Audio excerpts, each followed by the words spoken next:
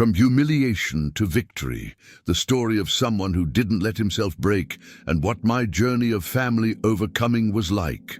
I woke up that day with a heavy heart, as if something in the air was warning me that nothing would ever be the same. My cell phone rang with an unknown number. I hesitated, took a deep breath and answered. On the other end, my mother, Anna's voice, after 8 years of silence, trembled. She was crying, begging me to come to their house immediately. My stomach churned. I remembered the day I was kicked out of my home for choosing art over medicine. Shame, humiliation, loneliness and hunger attacked me all at once. The entire past was overwhelming me, but something told me I had to face it. I grabbed the car keys with trembling hands, my entire body burning with anxiety. Every mile to my parents' house was a plunge into the past I'd tried to bury for years. I remembered the comparisons with Joanna, my perfect sister, my father's cruel words, the nights I thought I wouldn't survive, but even so, I survived. With every curve in the road, a mixture of fear, anger, and determination consumed me. I knew that day could define my life again, that it could break me or set me free. The silence inside the car was absolute, broken only by the rapid beating of my heart, as if each beat screamed that I was no longer the boy they tried to destroy, but a man who had survived alone and now had to face whatever fate had in store. Arriving at the house, the facade seemed smaller, faded by time, almost lifeless, and I hesitated for a moment. The doorbell rang, and my father, Jorge, opened the door with the same cold, distant look that had seared my memory. No word of welcome, no smile, just a "come in." I walked in and immediately felt the familiar tension I'd avoided for years. My mother was on the couch, her eyes puffy from crying, her hands trembling as she held a cup of cold coffee. The smell of the house, familiar yet strange, mixed nostalgia and discomfort. Joanna didn't appear, and the silence grew heavy, almost suffocating. I sat at the table where I'd been humiliated so many times, remembering the times my choices had been belittled, the incessant comparisons with Joanna, and the constant burden of never being good enough. My father wasted no time. "Your sister is in debt, the house is at risk, you need to help." There was no apology, no consideration for my life or the years I'd spent surviving alone. My body began to tremble. The words echoed, mixed with memories of my expulsion, the hunger, the cold, and the humiliation. A deep anger mixed with disbelief overcame me. I felt like every breath carried all the years of pain they had inflicted on me. I looked into their eyes and believed, for the first time, that I didn't have to accept the emotional blackmail that had always marked my family. Anger rose within me, but with it a clarity I'd never known before emerged. I owed them nothing. Nothing. For years I'd struggled to survive without support, built my life alone, and now they came with demands and demands. My mother cried, begging me not to be cruel, and my father repeated that it was my duty as a son. But their duty when I was 18 was to support me, protect me, and love me, and they'd failed in every way. I took a deep breath, feeling every muscle in my body tense, and finally said, "I won't pay. You need to deal with your choices, just as I dealt with mine." Silence fell heavily on the room. For the first time I felt a quiet power within me, a strength that came from having survived and finally putting myself first. Joanna appeared then, dejected, her eyes filled with regret and fear. She cried, asked for help, pleaded, but I knew that giving in would mean destroying myself again. Heart heavy, I stood firm in my resolve. The feeling of emotional freedom, though mixed with pain, was intense and overwhelming. For the first time, I wasn't afraid of them. I left the house trembling, my hands sweaty and my heart racing. The street seemed brighter, the air lighter, and I breathed deeply, trying to absorb the feeling of having finally chosen myself. I remembered all the nights I cried alone, of the cold, the hunger, the humiliations, And for the first time, I felt pride, proud to have survived, to have built a life without depending on them. I felt that the power to decide my life never lay in their approval, but in me. In the car, tears flowed, but they were different. They weren't of fear or despair, but of strength, clarity, and relief. For the first time, I realized that the life I had so hard-earned couldn't be used as currency to make amends for the past of someone who never valued me. The freedom I felt in that moment couldn't be bought, couldn't be conditioned. Every heartbeat was a reminder that I was alive, that I had survived, and that I finally recognized myself as the protagonist of my own story. Driving back, I thought about my sister. Joanna was desperate, yes, but it was her responsibility to deal with her choices. I felt empathy, but I couldn't put myself at emotional or financial risk. My past taught me that helping when you've already been hurt isn't a virtue, it's a trap. I remembered every hard labor, every comfortless night, every time I survived alone. I wasn't going to destroy my life to correct someone else's lack of responsibility. That decision to say no was the turning point. For the first time, my life was mine, and the feelings of fear, anger, and sadness mingled with unprecedented clarity and strength. I didn't sleep that night, but I'd never been so awake to my own existence, my own worth, and my right to protect myself. In the car, after leaving the house, I couldn't hold back the tears. It was a mixture of anger, relief, and old pain, all merging almost physically in my chest. I remembered the 18-year-old boy being kicked out with a backpack and 100 riets, the cold, the hunger, the nights I tried to survive. Alone, while my parents called me a disgrace. But I also remembered every step that brought me here, the hours working, the painting sales, the persistence in believing in my art when no one believed in me. Each achievement was the result of my resilience. For the first time, I realized that the life I had built was mine and that no one could take it away. I felt strength growing within me, mixed with the memory of pain, but now accompanied by clarity and confidence. For the first time, I could look back without feeling inferior, without feeling defeated. I understood that the decision to put myself first wasn't selfishness, but survival.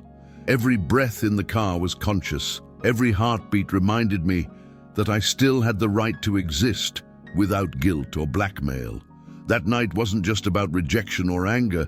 It was about recognizing my own worth, about realizing that despite everything, I survived, grew, and became the master of my own life. That night I couldn't sleep. I lay awake, reliving every detail of my meeting with my parents.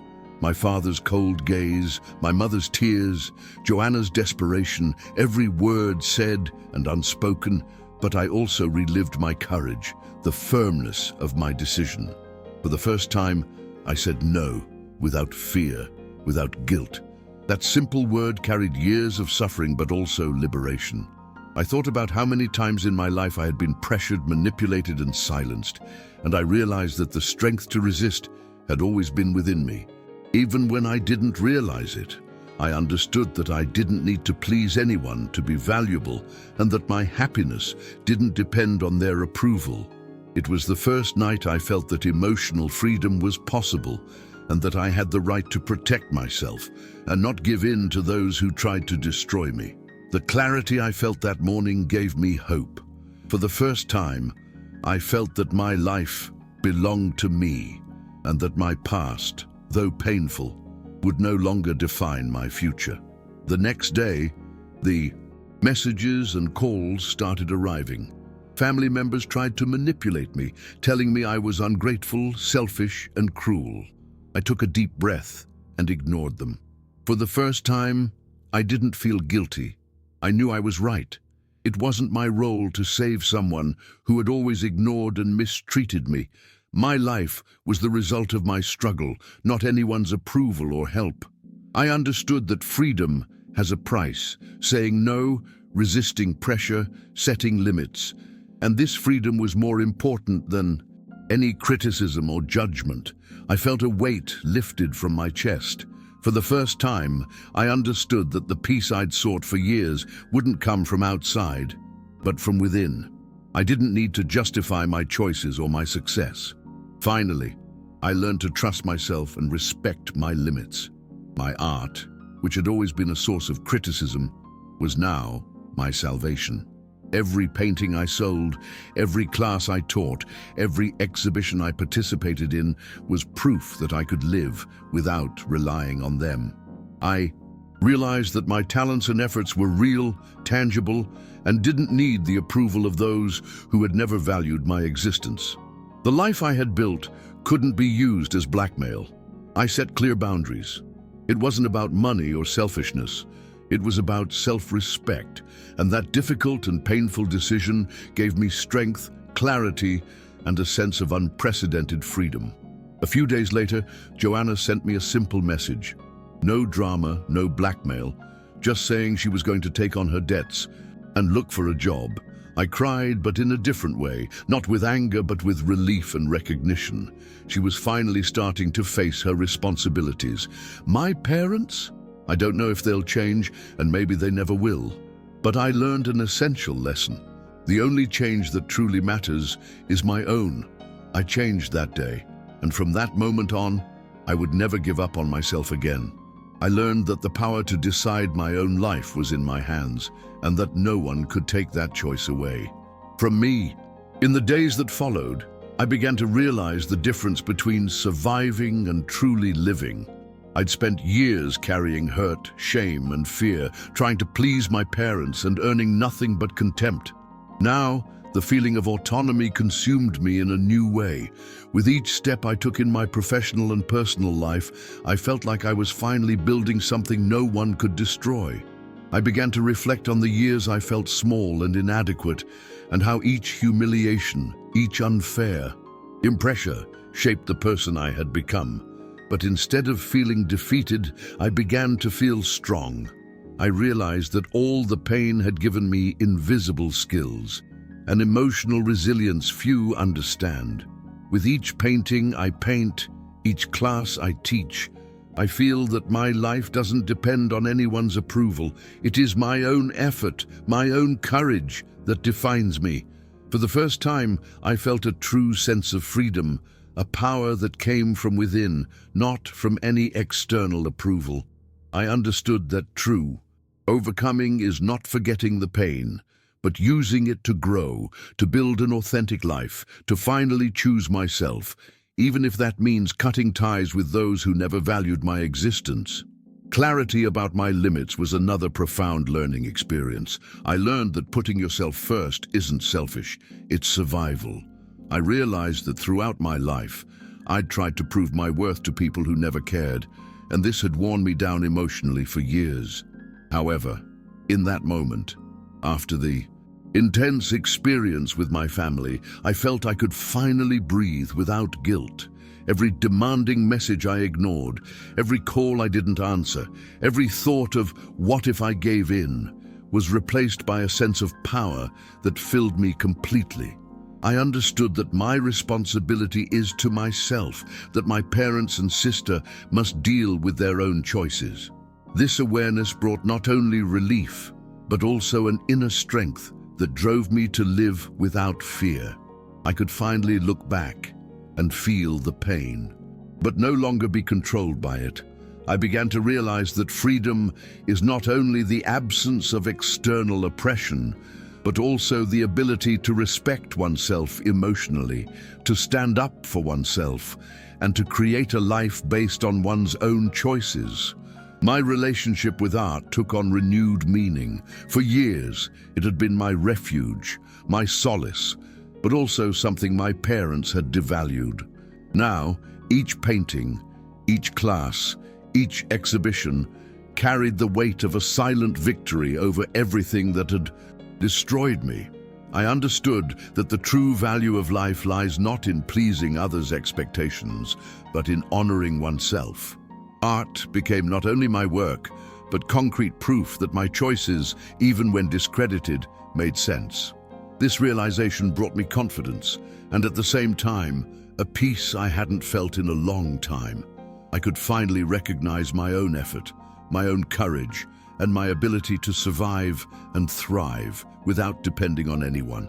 The feeling of emotional freedom was intense and lasting, and I realized there was no going back. My life was my own, and any attempt at external manipulation would no longer have power over me. Even with this strength, I still felt the scars of rejection. There were days when the memory of abandonment and humiliation returned, bringing pain and anxiety. But now, unlike in the past, I could observe these wounds without getting lost in them. I could feel the pain, but not let it define my identity.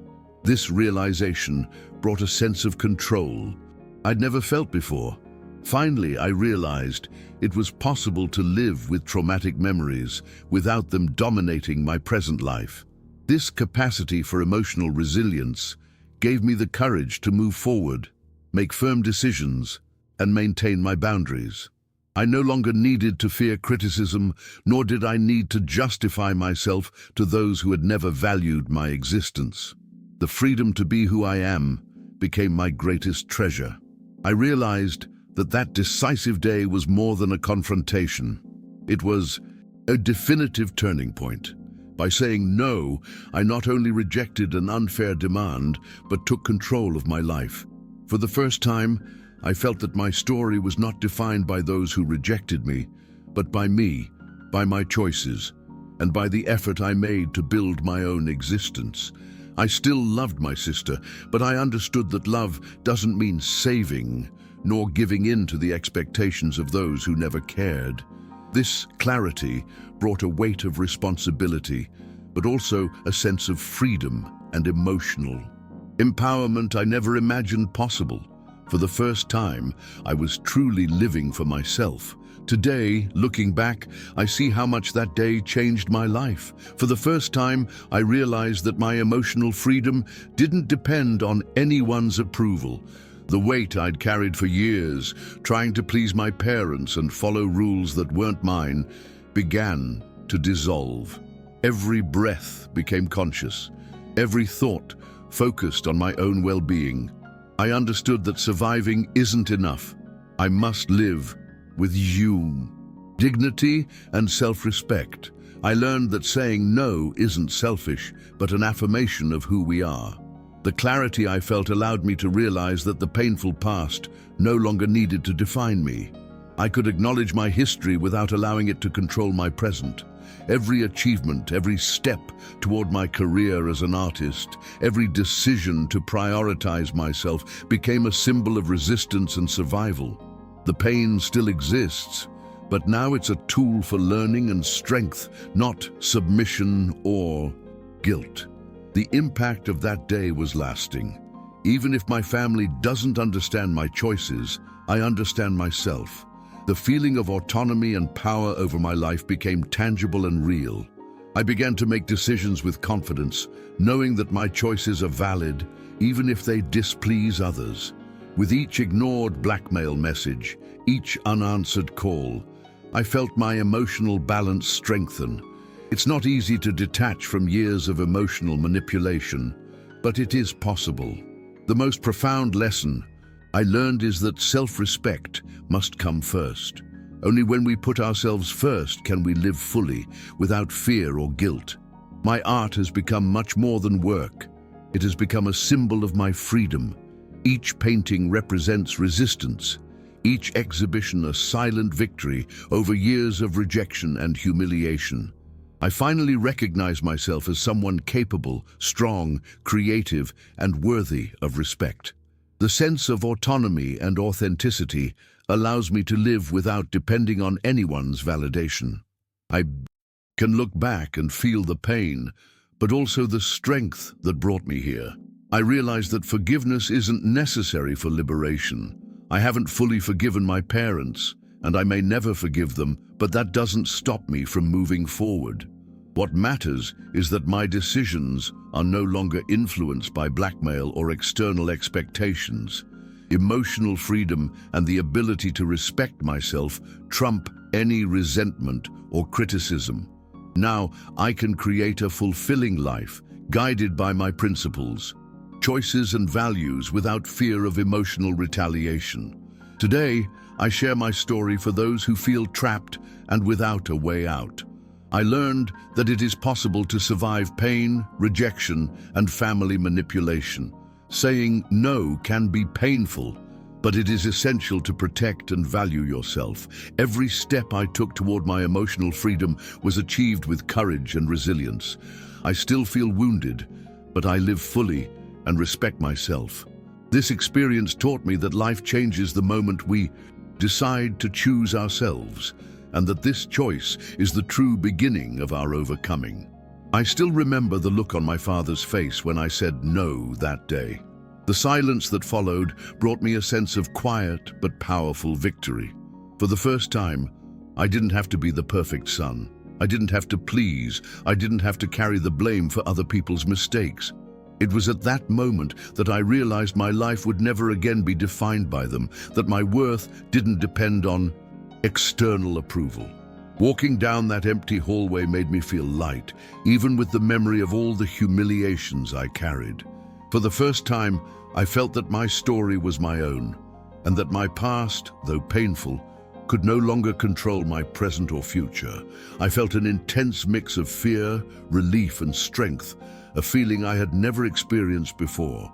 Finally, I realized that emotional freedom is achieved step by step, and that every decision to protect myself is also an act of courage and self-love. I look at my life today and see real, concrete achievements, the result of my effort and resilience. Every work of art sold, every class taught, every step taken toward my dreams is proof that I survived and thrived despite adversity.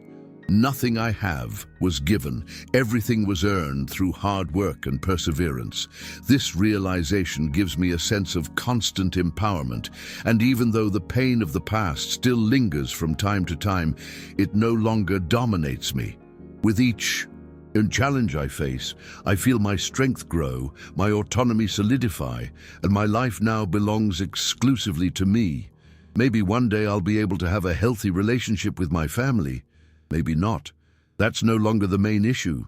What matters is that I've learned to set boundaries and respect my own feelings. The emotional freedom I've achieved doesn't depend on reconciliation, approval, or external acceptance. What matters is the control over my own life, the respect I have for myself, and the ability to live without fear of manipulation or unfair pressure. Every decision I've made since that fateful day has been guided by this realization, and it has brought clarity, strength, and hope to my life. If you're experiencing a similar situation, I want you to know that it's possible to break free. It's not easy, it hurts, but saying no and setting boundaries isn't selfish, it's survival and self-worth. I still carry parts of the pain, but now I can deal with them without guilt or fear. Every step I took toward my emotional freedom taught me that life changes the moment we choose ourselves, and that this choice is the first true act of overcoming. I'm not completely healed, but I'm living fully and with self-respect. And that's already a victory. The pain remains, but the freedom I've gained allows me to move forward, make my own decisions, and live according to my values. I learned that true overcoming comes from recognizing your own strength, setting boundaries, and not allowing the past or family to define your life. This was the turning point in my existence, and from then on, nothing can bring me down.